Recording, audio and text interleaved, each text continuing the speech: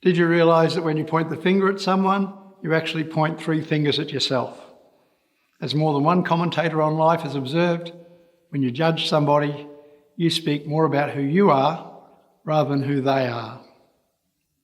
Jesus uses humour to make this point to his hearers.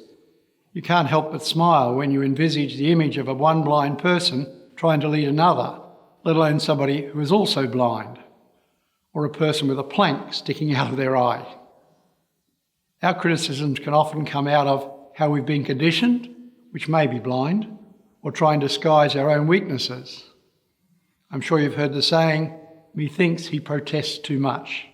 In other words, what's he trying to cover up by complaining? We all have our blind spots, which is why it's always best when we feel the need to criticise another to stop and ask why and where we're coming from. After all, as the readings this weekend tell us, our words are a revelation of who we are, not of what somebody else is. I'm reminded of the story of the 5 blind people who go to a zoo and are introduced to an elephant for the first time. When they ask what they think it's like, one who's holding its tail remarks, "It reminds me of a snake." A second, grabbing one of its legs, says, "Not at all, it's like a tree trunk."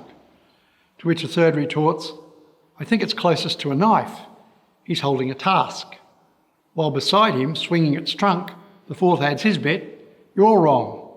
It's a hose."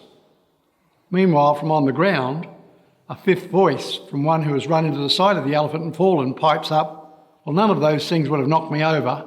I'm sure it's like a barn." We all have our own perspective on life, and nobody sees it all.